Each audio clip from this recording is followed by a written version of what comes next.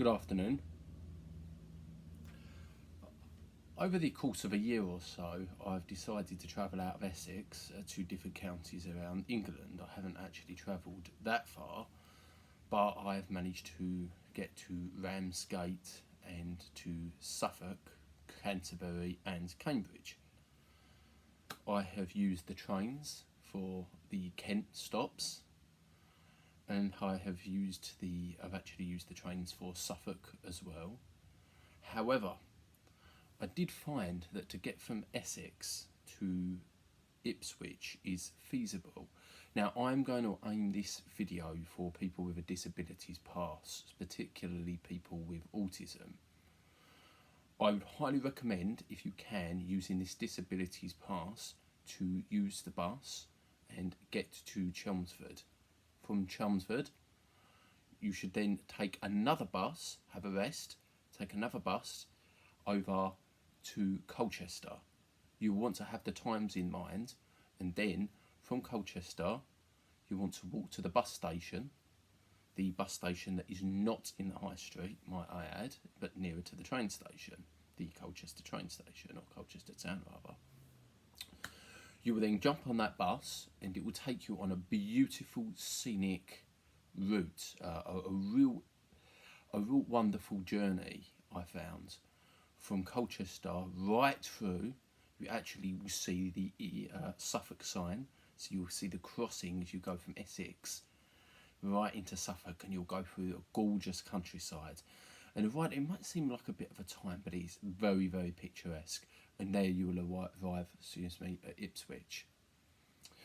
Once you're there at Ipswich, you can either enjoy your stay and then return on the bus back, or for a cheaper price, because now you're in Suffolk, I'd recommend spending, I think it's about £15, to take a train and go through land at Woodbridge, check Woodbridge, to check Halsworth, to check Beccles, and specifically, I would say my personal favourite is Southwold.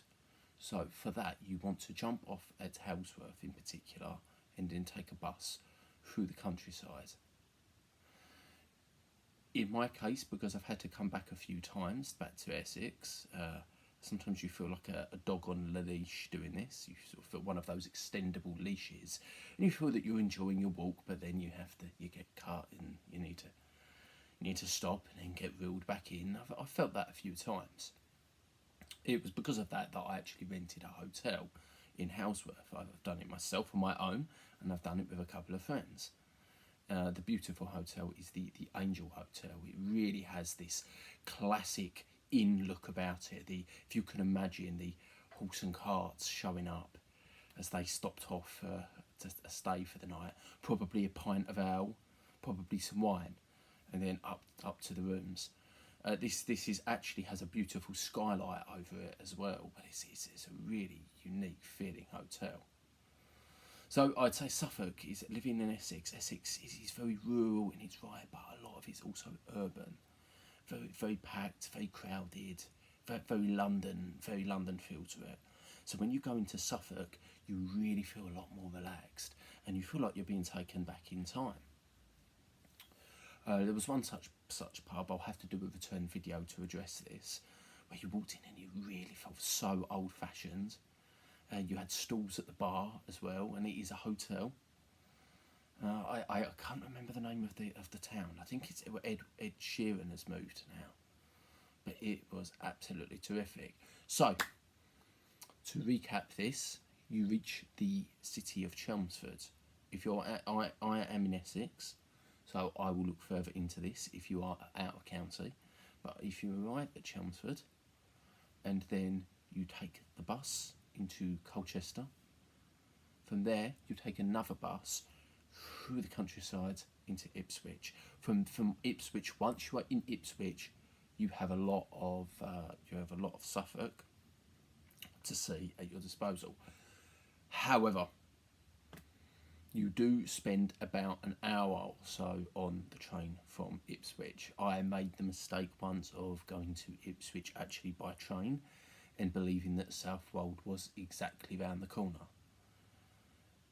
It's not. It does take quite a while to reach Southwold, and if you are doing this by the bus, I would recommend heading out very early on a weekend morning, because there are strict rules with the bus on a weekday, a disabilities pass, that you cannot use the bus before 9 o'clock, so that you will end up having to pay for the bus. If you want to, that's great, feel free.